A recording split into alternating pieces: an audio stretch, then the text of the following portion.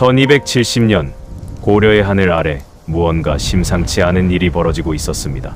28년간 이어진 전쟁이 마침내 끝났다고 했습니다. 고려 왕실은 몽골 앞에 무릎을 꿇었고 백성들은 그 굴욕을 조용히 받아들여야만 했습니다. 평화가 찾아왔다고 했습니다. 전쟁은 끝났다고 했습니다. 그러나 바로 그 순간 단 한 무리의 군사들만은 고개를 숙이지 않았습니다. 그들은 삼별초였습니다. 고려 최강의 정예 부대였습니다. 왕실의 호위대이자 무신 정권의 날카로운 칼날이었던 그들이 이제 그 칼끝을 돌리기 시작했습니다. 복종을 거부한 것입니다. 항복을 거부한 것입니다. 그들은 나라를 버린 왕실에 맞서 스스로 새로운 고려를 세우겠다고 선언했습니다. 몽골 제국의 서슬퍼런 위협 앞에서도 그들은 끝내 무기를 내려놓지 않았습니다. 삼별초의 항쟁은 그렇게 시작되었습니다. 패배가 예정된 싸움이었습니다. 그러나 그들은 멈추지 않았습니다. 오늘 역사의 별들이 그 처절하고도 장엄한 이야기를 전해드립니다.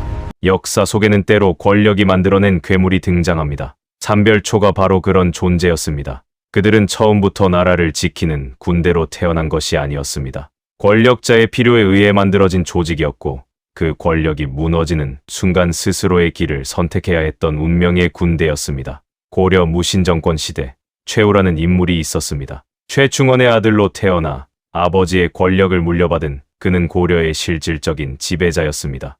왕은 허수아비였고 최후의 말 한마디가 곧 법이었습니다. 그런 그가 어느 날 밤 한 가지 명령을 내렸습니다. 도둑과 불량배들을 단속할 특별 야경대를 조직하라는 것이었습니다. 그것이 야별초의 시작이었습니다. 처음에는 단순한 치안 유지 부대였습니다. 밤마다 개경의 골목을 누비며 도둑을 잡고 질서를 유지하는 것이 그들의 임무였습니다. 그러나 최우는 이 조직의 가능성을 곧 알아챘습니다. 강하고 충성스러운 사병 집단, 왕실이 아닌 자신에게만 충성하는 군대를 만들 수 있다는 것을 말입니다. 야별초는 빠르게 성장했습니다. 규모가 커지자 좌별초와 우별초로 나뉘었습니다. 그리고 여기에 신의군이 더해졌습니다. 신의군은 몽골의 포로로 잡혔다가 목숨을 걸고 탈출해 돌아온 병사들로 구성된 부대였습니다. 죽음의 땅에서 살아 돌아온 자들이었기에 그들의 눈빛은 달랐습니다. 두려움을 이미 넘어선 자들의 눈빛이었습니다. 좌별초, 우별초, 신의군. 이 세 부대를 합쳐 삼별초라 불렀습니다. 숫자로는 많지 않았지만 그들의 전투력은 고려 그 어떤 부대와도 비교할 수 없는 수준이었습니다. 몽골과의 전쟁이 시작되자 삼별초는 최전선에 섰습니다. 그들은 지지 않았습니다. 물러서지 않았습니다. 고려의 산하 곳곳에서 몽골군을 상대로 처절한 싸움을 이어갔습니다. 그러나 삼별초가 아무리 강해도 전쟁의 흐름을 바꿀 수는 없었습니다. 몽골은 끝이 없었습니다. 한 번 물리치면 더 많은 군사가 밀려왔고 고려의 국토는 조금씩 무너져 내렸습니다. 왕실은 강화도로 피신했고 백성들은 전쟁의 불길 속에 남겨졌습니다. 삼별초만이 그 불길 속에서 끝까지 싸우고 있었습니다. 그들은 스스로에게 물었을 것입니다. 우리는 누구를 위해 싸우는가? 왕실은 섬 속에 숨어 있고 권력자들은 협상 테이블에 앉아 있는데 우리는 왜 이 땅에서 피를 흘리고 있는가? 그 질문의 답을 찾기까지는 그리 오래 걸리지 않았습니다. 삼별초를 이해하려면 먼저 무신정권을 이해해야 합니다. 고려는 원래 문신이 지배하는 나라였습니다. 무신들은 아무리 전쟁터에서 공을 세워도 문신들 아래에서 굴욕을 참아야만 했고 연회 자리에서 촛불에 수염을 태우는 모욕을 당하면서도 이를 악물고 견뎌야 했습니다. 그 오랜 세월 동안 쌓이고 쌓인 분노가 1170년 마침내 거대한 폭발로 터져나왔습니다. 무신정변이었습니다. 정중부를 비롯한 무신들이 궁궐을 장악하고 문신들을 대거 숙청했습니다. 왕은 살아남았지만 실권을 완전히 잃었습니다. 이후 고려의 권력은 무신들의 손에 넘어갔고 그 권력은 다시 최씨 가문으로 집중되기 시작했습니다. 최충원이 권력을 잡았고 그 아들 최우가 이어받았으며 다시 최양, 최이로 이어지는 최씨 무신정권 60년이 그렇게 시작되었습니다. 왕은 있었지만 왕이 아니었고 최씨는 왕이 아니었지만 왕보다 더한 권력을 누렸습니다. 최씨 정권은 권력을 유지하기 위해 삼별초를 철저히 활용했습니다. 삼별초는 단순한 군대가 아니었습니다. 최씨 가문의 사병이자 정보기관이었으며 반란을 진압하는 돌격대이기도 했습니다. 누군가 최씨 정권의 반기를 들면 삼별초가 출동했습니다. 밤새 개경의 골목을 누비며 불순분자를 색출했고 지방에서 밀란이 일어나면 번개처럼 달려가 진압했습니다. 그들의 칼날은 적군만이 아니라 내부의 반란자들에게도 거침없이 향했고 최씨 정권은 그런 삼별초를 통해 고려 전체를 소나기에 쥐고 있었습니다. 그러나 삼별초와 최씨 정권의 관계는 단순한 주종 관계가 아니었습니다. 삼별초는 최씨 정권 덕분에 성장했지만 동시에 스스로의 자부심과 강렬한 정체성을 키워나갔습니다. 그들은 고려 최강의 전사들이었습니다.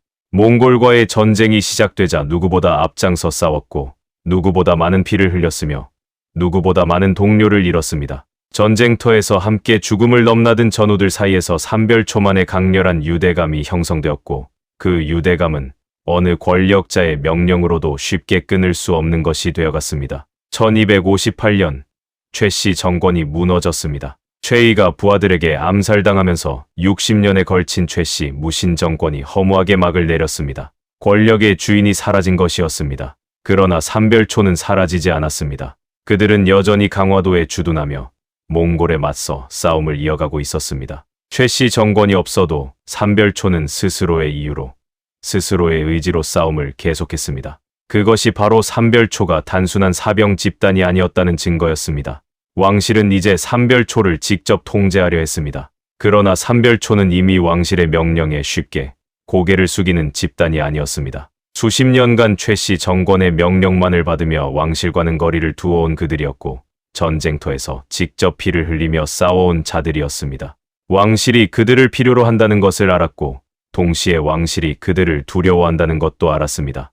그 미묘하고도 팽팽한 긴장감 속에서 삼별초는 자신들만의 방식으로 존재를 이어갔고 그 존재는 머지않아 고려의 역사를 뒤흔드는 거대한 파도가 되어 몰아치게 됩니다. 그리고 1270년 그 긴장감은 마침내 폭발하게 됩니다. 삼별초의 역사에서 가장 결정적이고 가장 처절한 순간이 다가오고 있었습니다. 돌아올 수 없는 선택의 기로에서 그들은 과연 어떤 길을 택했을까요? 1270년 봄 고려 조정에서 충격적인 명령이 내려왔습니다. 강화도에서 개경으로 돌아가라는 환도 명령이었습니다. 28년간 섬 속에 숨어 몽골을 피해온 왕실이 마침내 항복을 선택한 것이었습니다. 강화도를 지켜온 병사들은 그 소식을 믿을 수 없었습니다. 28년이었습니다. 강화도의 차가운 바람을 맞으며 버텨온 28년이었습니다. 그 세월 동안 얼마나 많은 동료가 죽었고 얼마나 많은 가족이 전쟁의 불길 속에 사라졌습니까? 그런데 이제 와서 항복이라는 말이었습니다. 삼별초에게 이 명령은 단순한 이동 명령이 아니었습니다. 지금껏 피 흘리며 싸워온 모든 것을 한순간에 부정하는 선언이었습니다. 우리의 싸움이 틀렸다는 말이었고 우리가 지켜온 것들이 아무 의미가 없었다는 말이었습니다. 그 분노는 말로 표현할 수 없는 것이었습니다. 더욱 충격적인 것은 그 다음이었습니다. 왕실은 삼별초를 해산하라는 명령도 함께 내렸습니다. 몽골의 요구였습니다. 삼별초가 존재하는 한 몽골은 고려를 완전히 장악할 수 없다고 판단했기 때문이었습니다. 왕실은 그 요구를 그대로 받아들였습니다. 수십 년간 고려를 지켜온 최강의 부대를 몽골의 눈치를 보며 해산시키려 한 것이었습니다. 해산 명령을 받아든 삼별초 병사들의 얼굴에는 배신감이 가득했습니다. 우리가 누구를 위해 싸웠는가? 우리가 왜 동료들을 잃었는가? 우리가 흘린 피는 도대체 무엇을 위한 것이었는가 하는 물음이 그들의 가슴을 무겁게 짓눌렀습니다. 병사들 사이에서 분노의 목소리가 터져 나오기 시작했습니다. 그때 한 사람이 앞으로 나섰습니다. 삼별초의 지휘관 배중손이었습니다. 그는 흐트러진 병사들을 한자리에 모았습니다. 그리고 낮고 단호한 목소리로 말했습니다. 우리는 여기서 끝낼 수 없다고. 우리의 싸움은 아직 끝나지 않았다고. 몽골에 무릎 꿇은 자들이 진짜 고려가 아니라 끝까지 싸우는 우리가 진짜 고려라고 외쳤습니다. 병사들 사이에서 함성이 터졌습니다. 분노와 결의가 뒤섞인 뜨거운 함성이었습니다. 그 함성은 강화도의 밤하늘을 가르며 울려 퍼졌고 돌아올 수 없는 선택의 순간이 그렇게 시작되었습니다. 배중손은 즉시 행동에 나섰습니다. 강화도의 창고를 열어 무기와 식량을 확보했습니다. 섬 안의 배를 모두 징발했습니다. 그리고 왕족 한 명을 새로운 왕으로 추대했습니다. 승화후 왕혼이었습니다. 고려 왕실의 반계 혈족으로 몽골에 굴복한 원종 대신 새로운 고려의 왕으로 세워진 인물이었습니다. 삼별초는 이제 단순한 반란군이 아니었습니다. 그들은 스스로를 고려의 정통 정부라고 선언했습니다. 몽골의 굴복한 왕실이야말로 가짜이며 끝까지 싸우는 자신들이 진짜 고려라고 온 천하에 외쳤습니다. 그 선언은 단순한 반항이 아니었습니다. 목숨을 건 도전이었고 패배가 예정된 싸움으로 스스로 걸어 들어가는 비장한 결단이었습니다. 개경의 왕실은 경악했습니다. 몽골은 분노했습니다. 그리고 삼별초의 항쟁은 그렇게 돌이킬 수 없는 길 위에 첫 발을 내딛었습니다.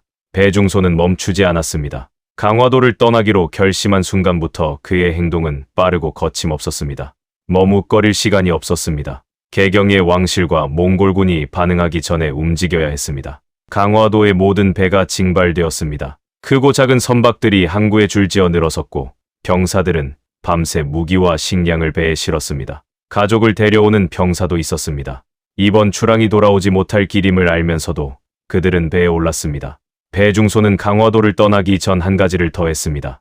고려 전국의 지방 세력들에게 경문을 보낸 것이었습니다. 몽골의 굴복한 왕실을 따르지 말고 삼별초와 함께 싸우자는 내용이었습니다. 진짜 고려를 지키려는 자는 모두 합류하라는 호소였습니다. 경문을 받은 지방 세력들의 반응은 엇갈렸습니다. 일부는 삼별초의 뜻에 공감하며 합류를 결정했습니다. 오랫동안 몽골의 횡포에 시달려온 백성들 중에서도 삼별초를 지지하는 목소리가 나왔습니다. 그러나 또 다른 이들은 두려움에 망설였습니다. 몽골이라는 거대한 제국을 상대로 싸운다는 것이 얼마나 무모한 일인지를 알았기 때문이었습니다. 1270년 6월, 삼별초의 함대가 강화도를 출발했습니다. 수백 척의 배가 바다를 가르며 남쪽으로 향했습니다. 병사들은 갑판 위에서 멀어져가는 강화도를 바라보았습니다. 28년간 고려를 지켜온 섬이었습니다. 그 섬을 뒤로하고 그들은 새로운 싸움터를 향해 나아갔습니다. 목적지는 진도였습니다. 전라도 남쪽 끝에 자리한 섬으로 서해와 남해가 만나는 전략적 요충지였습니다. 배중소는 이곳을 새로운 고려의 수도로 삼기로 했습니다. 진도의 거친 바다는 천연 요새였고 주변의 풍부한 물산은 장기전을 버티기에 충분한 자원이었습니다. 삼별초 함대가 진도에 도착하자 곧바로 성을 쌓기 시작했습니다. 용장성이라 불린 그 성은 산과 바다를 연결하는 거대한 요새였습니다. 병사들은 낮에는 돌을 나르고 밤에는 망을 섰습니다. 지치고 힘들었지만 누구 하나 불평하지 않았습니다. 이 성이 무너지면 모든 것이 끝난다는 것을 모두가 알았기 때문이었습니다. 배중소는 용장성 안에 궁궐을 세웠습니다. 새로운 왕 승화후 왕혼을 위한 궁궐이었습니다. 초라하지만 엄연한 궁궐이었고 작지만 엄연한 나라였습니다. 삼별초는 이곳을 거점으로 고려 남부 해안을 장악하며 세력을 키워나갔습니다. 그들의 기세는 놀라웠습니다. 개경의 원종 왕실과 몽골은 이 상황을 좌시할 수 없었습니다. 삼별초가 진도를 장악하고 남부 해안을 통제하기 시작하자 고려 조정은 발칵 뒤집혔습니다. 몽골 역시 삼별초의 저항이 예상보다 훨씬 강하고 조직적임을 깨달았습니다. 머지않아 거대한 반격이 시작될 것이었습니다. 진도는 작은 섬이 아니었습니다. 전라도 남쪽 끝에 자리한 이 섬은 서해와 남해가 만나는 길목이었습니다. 주변 바다는 거칠고 조류가 빨랐습니다. 외부에서 쉽게 침입할 수 없는 천혜의 요새였습니다. 배중소는 이 섬의 가능성을 누구보다 잘 알았습니다. 험한 바다는 몽골 기병대를 무력화시켰습니다. 몽골은 육지에서는 천하무적이었지만 바다에서는 달랐습니다. 삼별초는 바다를 자신들의 무기로 삼기로 했습니다. 용장성은 빠르게 완성되어 갔습니다. 산 정상부터 바닷가까지 이어지는 거대한 성벽이 진도를 둘러쌌습니다. 성 안에는 궁궐과 관청이 들어섰고 시장이 열렸으며 백성들이 모여들었습니다. 진도는 점점 하나의 나라처럼 모습을 갖춰가고 있었습니다. 삼별초의 세력은 놀라운 속도로 확장되었습니다. 진도를 거점으로 전라도와 경상도 해안 일대를 장악했습니다. 세금을 거두고 군사를 모집했습니다. 제주도까지 영향력을 뻗쳤습니다. 개경의 왕실이 통제하지 못하는 땅이 고려, 남부에 광범위하게 펼쳐졌습니다. 백성들 사이에서 삼별초를 지지하는 목소리가 커졌습니다. 몽골군의 약탈과 횡포에 시달려온 남부 지방 백성들에게 삼별초는 희망이었습니다. 몽골에 맞서 싸우는 유일한 세력이었기 때문이었습니다. 백성들은 식량을 내놓았고 젊은이들은 삼별초에 자원 입대했습니다. 용장성 안의 궁궐에서 승화후 왕혼은 왕의 역할을 수행했습니다. 신하들이 조회를 올렸고 관직이 임명되었습니다. 형식은 작았지만 내용은 엄연한 왕조였습니다. 배중소는 그 옆에서 실질적인 모든 것을 결정했습니다. 군사 작전, 외교, 행정 모두 그의 손을 거쳤습니다. 삼별초는 일본에도 사신을 보냈습니다. 몽골이 일본 침략을 준비하고 있으니 함께 맞서 싸우자는 제안이었습니다. 몽골이라는 공동의 적을 앞에 두고 연대를 요청한 것이었습니다. 일본이 이 제안을 받아들였다면 역사는 달라졌을지도 모릅니다. 그러나 일본은 끝내 답하지 않았습니다. 그러나 삼별초의 기세가 아무리 강해도 현실은 냉혹했습니다. 개경의 왕실과 몽골은 삼별초를 결코 그냥 두지 않을 것이었습니다. 남부 해안을 장악한 삼별초의 존재는 몽골 제국의 체면을 구기는 일이었고 고려 왕실의 권위를 정면으로 부정하는 것이었습니다. 거대한 반격의 폭풍이 서서히 진도를 향해 다가오고 있었습니다. 용장성의 불빛은 여전히 밝게 타오르고 있었습니다. 그러나 그 불빛이 얼마나 오래 버틸 수 있을지 아무도 알 수 없었습니다. 1271년 가을, 마침내 그 폭풍이 몰아쳤습니다. 고려 왕실과 몽골이 연합군을 구성해 진도를 향해 출발한 것이었습니다. 여몽연합군이었습니다. 고려의 군사와 몽골의 군사가 함께 같은 고려인을 치러 가는 비극적인 장면이었습니다. 연합군의 규모는 압도적이었습니다. 몽골의 정예 기병과 고려 관군이 합쳐진 대군이었습니다. 여기에 수백 척의 함선이 동원되었습니다. 진도의 삼별초를 완전히 짓밟기 위한 총공세였습니다. 몽골은 이번만큼은 반드시 끝을 내겠다는 결의를 보였습니다. 진도의 삼별초도 가만히 앉아 기다리지 않았습니다.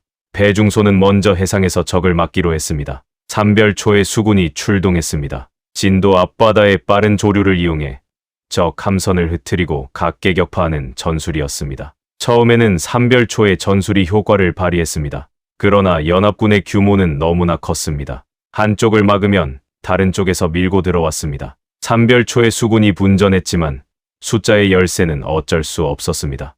연합군은 서서히 진도의 상륙 거점을 확보해 나갔습니다. 용장성 안에서는 긴박한 상황이 이어졌습니다. 배중소는 성벽을 굳게 지키며 농성전을 펼쳤습니다.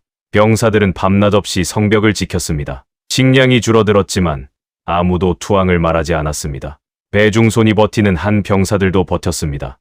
연합군은 용장성을 완전히 포위했습니다. 바다도 막혔고 육지도 막혔습니다. 보급이 끊겼습니다. 삼별초는 고립된 섬 안에서 점점 더 좁은 공간으로 내몰렸습니다. 그러나 그들은 쉽게 무너지지 않았습니다. 몽골군조차 용장성의 완강한 저항에 혀를 내두를 정도였습니다. 1271년 5월, 연합군이 총공격을 감행했습니다. 사방에서 동시에 성벽을 향해 밀려들었습니다. 삼별초는 끝까지 싸웠습니다. 성벽 위에서, 골목에서, 궁궐 앞에서 싸웠습니다. 그러나 중과부적이었습니다.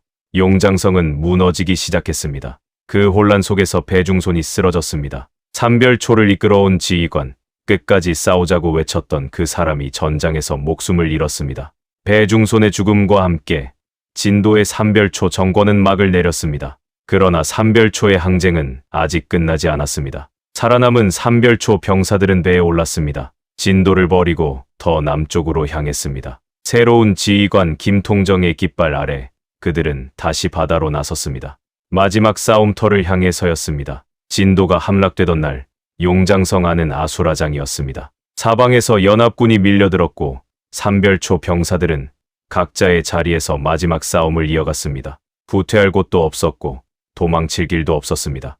남은 것은 싸우다 죽는 것뿐이었습니다. 배중소는 끝까지 싸웠습니다. 지휘관으로서 병사들 앞에 섰고 칼을 손에서 놓지 않았습니다. 그는 도망치지 않았습니다. 삼별초를 이끌며 항쟁을 시작한 사람으로서 마지막까지 그 자리를 지켰습니다. 그리고 전장 한복판에서 쓰러졌습니다. 배중손이 쓰러지자 용장성 안의 저항은 급격히 무너졌습니다. 지휘관을 잃은 병사들은 방향을 잃었습니다. 일부는 끝까지 싸우다 목숨을 잃었고 일부는 포로로 잡혔습니다. 용장성 안에 울려 퍼지던 함성은 사라지고 적군의 함성만이 남았습니다. 승화 후 왕원의 운명도 비참했습니다. 삼별초가 추대한 새로운 왕, 진도에서 고려의 정통을 이어가려 했던 그는 진도 함락과 함께 붙잡혔습니다. 몽골군은 그를 처형했습니다. 진도의 짧은 왕조는 그렇게 허무하게 끝났습니다. 진도의 백성들도 큰 피해를 입었습니다. 연합군은 삼별초를 지지했던 백성들을 가혹하게 다루었습니다. 삼별초의 식량을 제공하고 병사를 보냈던 마을들은 혹독한 대가를 치러야 했습니다. 전쟁은 언제나 힘없는 백성들에게 가장 잔인했습니다. 그러나 삼별초는 완전히 사라지지 않았습니다.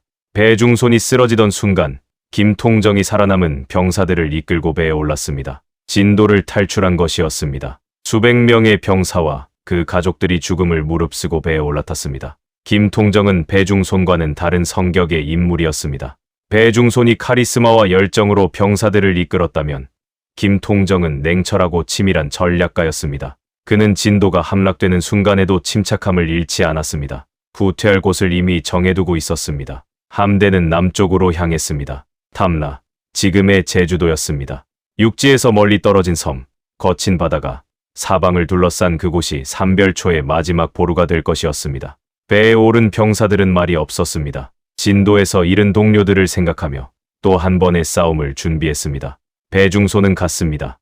용장성도 무너졌습니다. 그러나 삼별초의 깃발은 아직 내려지지 않았습니다. 마지막 불꽃이 제주도에서 다시 타오르려 하고 있었습니다. 제주도는 고려 본토에서 멀리 떨어진 외딴 섬이었습니다. 거친 파도와 강한 바람이 사방을 둘러싼 그 섬은 예로부터 죄인들이 유배를 가는 곳으로 알려져 있었습니다.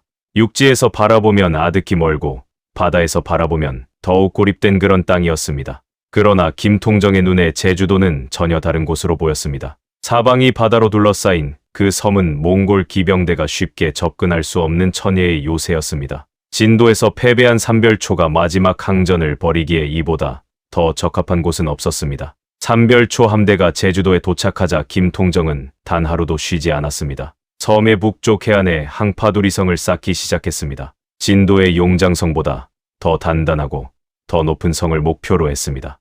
병사들은 지치고 상처 입은 몸으로 돌을 날랐습니다. 진도에서 동료들이 어떻게 죽어갔는지를 똑똑히 기억하는 그들에게 멈춘다는 것은 곧 죽음을 의미했습니다. 항파두리성은 단순한 군사 요새가 아니었습니다. 성 안에 살림집이 들어섰고 농사를 짓기 시작했습니다.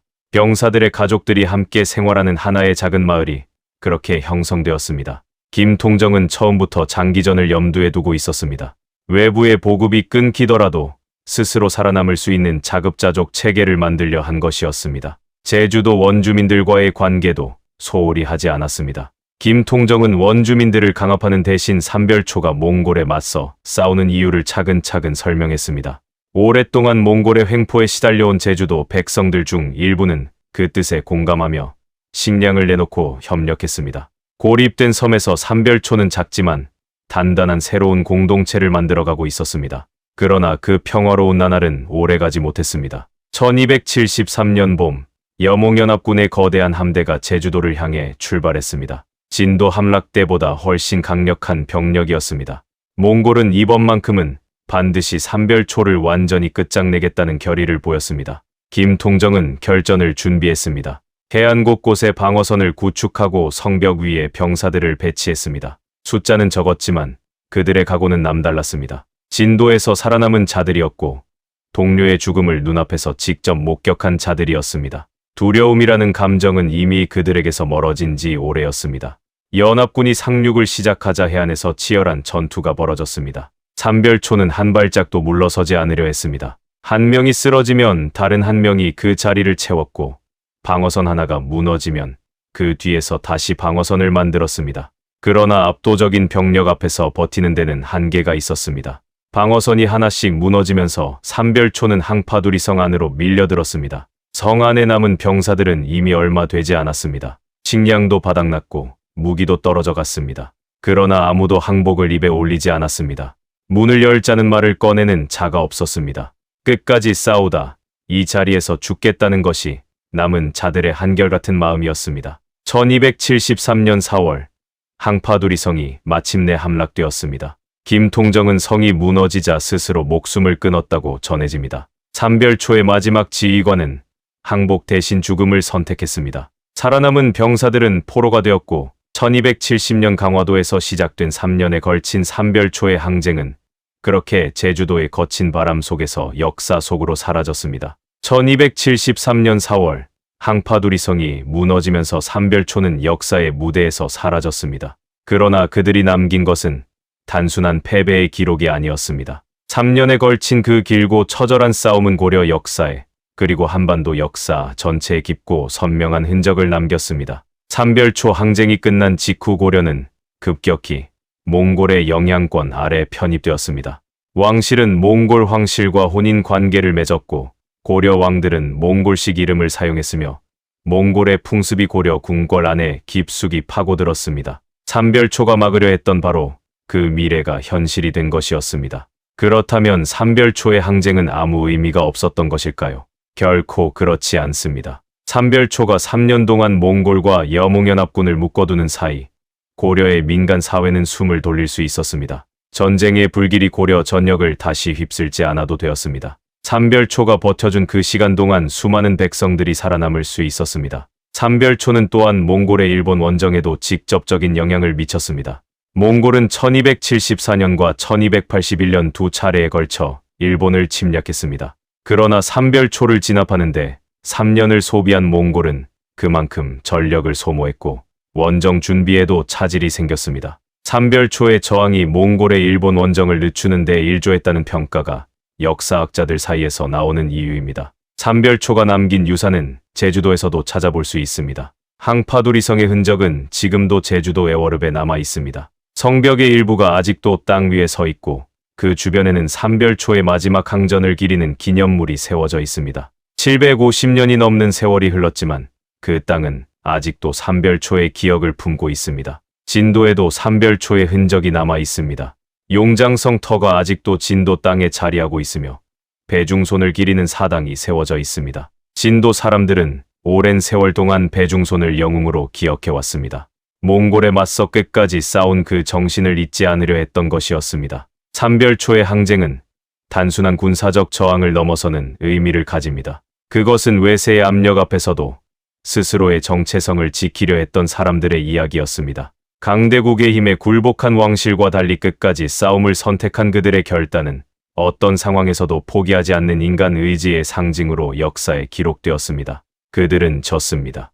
역사적 결과만 놓고 보면 분명한 패배였습니다. 그러나 패배했다고 해서 그 싸움이 무의미했던 것은 아닙니다. 오히려 이길 수 없다는 것을 알면서도 끝까지 싸운 그 사실이 삼별초를 단순한 반란군이 아닌 역사적 영웅으로 기억하게 만드는 이유입니다. 삼별초가 없었다면 고려의 역사는 어떻게 달라졌을까요? 그 질문에 대한 답은 아무도 알 수 없습니다. 그러나 분명한 것은 그들이 있었기에 고려는 완전히 짓밟히지 않았고 그들이 흘린 피가 고려라는 나라의 마지막 자존심을 지켜냈다는 사실입니다. 삼별초를 어떻게 볼 것인가? 이 질문은 750년이 지난 지금도 역사학자들 사이에서 논쟁이 계속되고 있습니다. 한쪽에서는 그들을 외세에 맞선 위대한 저항군으로 평가합니다. 다른 한쪽에서는 왕실의 명령을 거부한 반란군으로 규정합니다. 어느 쪽이 옳은 것일까요?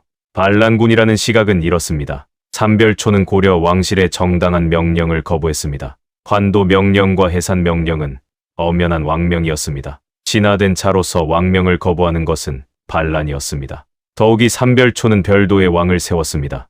이것은 왕실에 대한 정면 도전이었고 어떤 명분으로도 정당화하기 어려운 행위였습니다. 그러나 저항군이라는 시각도 강력합니다. 삼별초가 거부한 것은 단순한 왕명이 아니었습니다. 그것은 몽골의 요구를 그대로 받아들인 굴욕적인 명령이었습니다. 왕실 스스로가 나라를 팔아넘긴 것이나 다름없는 상황에서 끝까지 싸우겠다는 삼별초의 선택은 오히려 진정한 고려인의 모습이었다고 볼 수 있습니다. 삼별초의 성격을 더욱 복잡하게 만드는 것은 그들의 출발점입니다. 삼별초는 원래 최씨 무신정권의 사병 집단이었습니다. 백성을 위해 태어난 군대가 아니었습니다. 권력자의 필요에 의해 만들어진 조직이었습니다. 그런 그들이 어느 순간 민족의 저항군으로 변모한 것입니다. 그 변화를 어떻게 해석하느냐에 따라 삼별초에 대한 평가는 완전히 달라집니다. 또 한 가지 주목해야 할 것은 백성들의 반응입니다. 삼별초가 진도와 제주도에서 항전을 벌이는 동안 남부 지방의 많은 백성들이 그들을 지지했습니다. 식량을 내놓았고 자원 입대했습니다. 이것은 삼별초의 항쟁이 단순한 군사 집단의 반란이 아니라 민심을 등에 업은 저항이었음을 보여주는 증거입니다. 현대 한국 역사학계에서는 삼별초를 대체로 긍정적으로 평가하는 경향이 있습니다. 외세에 맞선 저항 정신, 끝까지 포기하지 않는 의지, 패배가 예정된 싸움에서도 물러서지 않는 용기를 높이 삽니다. 1970년대 이후 삼별초 연구가 본격화되면서 그들의 역사적 의미가 재조명되기 시작했고 오늘날에는 교과서에도 저항군으로 기술되고 있습니다. 그러나 역사는 단순하지 않습니다. 삼별초를 무조건적인 영웅으로 미화하는 것도 경계해야 합니다. 그들의 항쟁 과정에서 많은 백성들이 피해를 입었습니다. 삼별초의 협력을 강요당한 지역도 있었고 그들의 군사 활동으로 인해 고통받은 민간인도 적지 않았습니다. 영웅과 가해자의 경계는 언제나 모호합니다. 결국 삼별초는 그 시대의 모순을 온몸으로 살아낸 집단이었습니다. 권력의 도구로 태어났지만 역사의 전환점에서 스스로의 선택을 했습니다. 그 선택이 옳았는지 그렇지 않았는지는 보는 시각에 따라 다릅니다. 그러나 분명한 것은 그들이 선택한 길이 쉬운 길이 아니었다는 사실입니다. 몽골이라는 거대한 제국 앞에서 고개를 숙이는 것이 현실적인 선택이었습니다. 살아남기 위한 길이었습니다. 그러나 삼별초는 그 길을 택하지 않았습니다. 패배할 것을 알면서도 싸움을 선택했습니다. 그 선택이 역사 속에서 그들을 단순한 반란군이 아닌 시대를 넘어 기억되는 존재로 만들었습니다. 역사는 승자의 기록이라고 합니다. 그러나 때로는 패자의 이야기가 더 오래, 더 깊이 사람들의 가슴 속에 남습니다. 삼별초가 바로 그런 존재였습니다. 1270년 강화도에서 시작된 삼별초의 항쟁은 그렇게 역사 속으로 사라졌습니다. 3년이라는 짧은 시간이었지만 그들이 남긴 이야기는 750년이 지난 지금도 우리의 가슴을 울립니다. 이길 수 없다는 것을 알면서도 끝까지 싸운 사람들, 패배가 예정된 길 위에서도 결코 고개를 숙이지 않은 사람들이었습니다. 그것이 바로 삼별초였습니다. 그리고 그 정신은 오늘날에도 우리 곁에 살아 숨쉬고 있습니다. 오늘 영상이 도움이 되셨다면 구독과 좋아요 부탁드립니다. 여러분의 관심이 역사의 별들을 더욱 깊고 풍성한 콘텐츠로 이어가는 힘이 됩니다. 지금까지 역사의 별들이었습니다. 감사합니다.